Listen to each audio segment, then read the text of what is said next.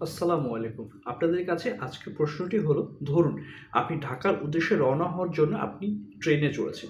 ট্রেনে চড়ার কিছুক্ষণ পরে আপনি জানতে পারলেন যে এই ট্রেনটি ঢাকা না গিয়ে এই ট্রেনটি যশোর যাবে। অর্থাৎ আপনি ভুল ট্রেনে চড়েছেন। এই মুহূর্তে আপনার জন্য করণীয় কী? এটাই করবেন না যে সবথেকে কাছে যে স্টেশনটি হবে সেই স্টেশনটি আপনি দ্রুত নেমে যাবেন। কারণ এই ট্রেনটি যত দেরি হবে আপনার জন্য সেটা তত নেগেটিভ একটা ইমপ্যাক্ট ফেলবে।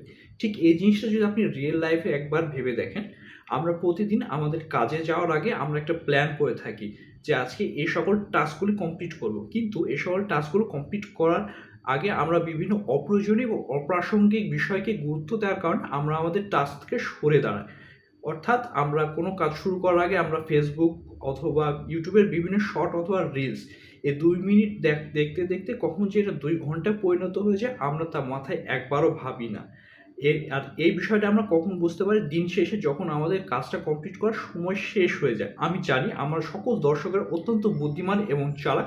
তারা ঠিকই ধরতে পেরেছে আমি কী বোঝাতে চাচ্ছি। তাই আপনি আপনার কাজ বা মেইন টাস্ক শুরু করার আগে এ সকল অপ্রয়োজনীয় অপ্রাসঙ্গিক বিষয় থেকে যদি আসলে বেঁচে থাকতে চান তাহলে অবশ্যই কমেন্ট সেকশনে ইয়েস জানাবেন। আর যদি ভিডিওটি ভালো লেগে থাকে তাহলে টক টু মিরর অবশ্যই সাবস্ক্রাইব করবেন।